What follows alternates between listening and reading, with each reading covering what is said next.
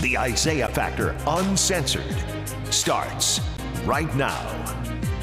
And welcome to The Factor Uncensored. More than 36 unmarked graves have been discovered in Matagorda County by family members. Some of them date back to the 1800s. Now, it's a Texas historical cemetery known as the Jones-Jackson Cemetery, and members of the family tell us why this is so important to preserving their family history. We spoke with them today on The Factor Uncensored.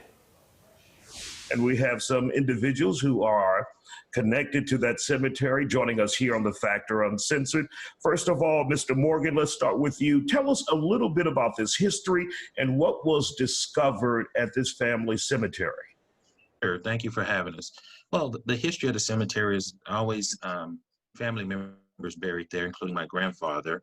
And we decided during the pandemic, 7 or 8 months ago, that we were going to try to revitalize it as well as bring it up to date and so forth. So the history was there. Everyone had a relative, at least one relative buried there, everyone that's on this call.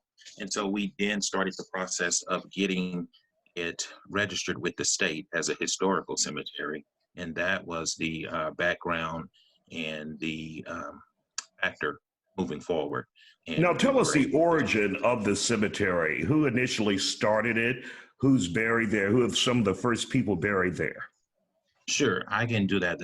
We go back to A.B. Jones, the original landowner in the 1800s, fifth generation to me, and I will have to talk generations and numbers. And so he was the original, and he had 4 daughters who became my great-great-grandmother and so forth. So from that, my grandfather is buried there and different relatives. So I knew it passed down through my mother. We had a lot of oral history that was passed down to us. And then the Historical Society, Matagorda County Historical Society, was able to help us with from an oral history to back it up with documentations. And so that's what's the process that we've done over the last 8 months in getting this done.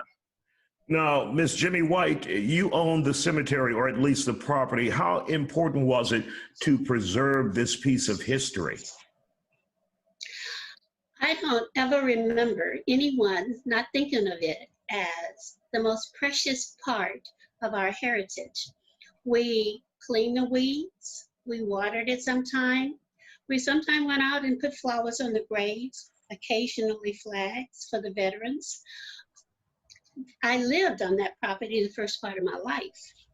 I had regular visits to the graveyard, not because there were funerals, but because we took care of it. And it was an absolute part of our world, from my great-grandmama, Susan Jones, to my grandmother, Alma White, to my daddy, and then to me. And we all thought of it as our primary purpose. Reverend Connie Jackson, what was the most recent burial there in that cemetery? I cannot remember the most recent burial. It's probably been a while. Let me ask my cousins. I know.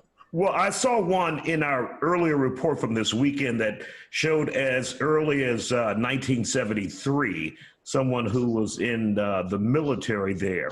Now, tell us a little bit about the discovery of the additional 30 plots that you found there and how you guys were able to do that, Reverend Jackson.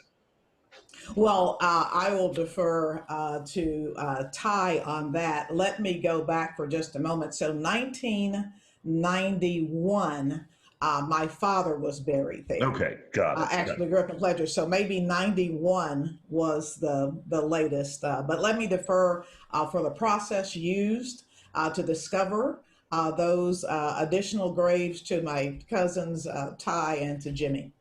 And Ty, I saw a man with metal rods in the report out there. What was that about? Yes, that was a technique. We were out there originally to repair some of the headstones, and that monument company was telling us just by the way the ground was shaped, said, you know, you may have additional graves out here. It matched up with some of the passed down history, the verbal history that we had. Like I was out there with Jimmy, and I parked one day and she said, hey, my version is, I understand you're parked on a grave now. And I said, wait a minute, I don't see anything. It's clear here. And so that scared me a little bit. And so therefore, we started to investigate. And that monument company referred us. They said, hey, we're pretty sure it's a grave here. So we started getting second and third opinions. And that's how we came up with the additional graves. Initially, back in November, we found 26 or 27 additional. And so after that, in March, before we started fencing and doing things, we brought out, got a third time at this. And that's when 6 additional more. And that's how we went over 30 at that point. And so we then started to prepare crosses to mark those particular graves.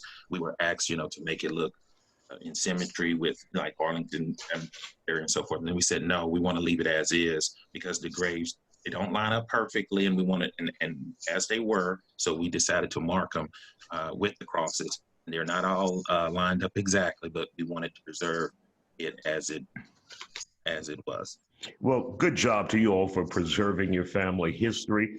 And of course, we want to thank you for joining us here on The Factor Uncensored.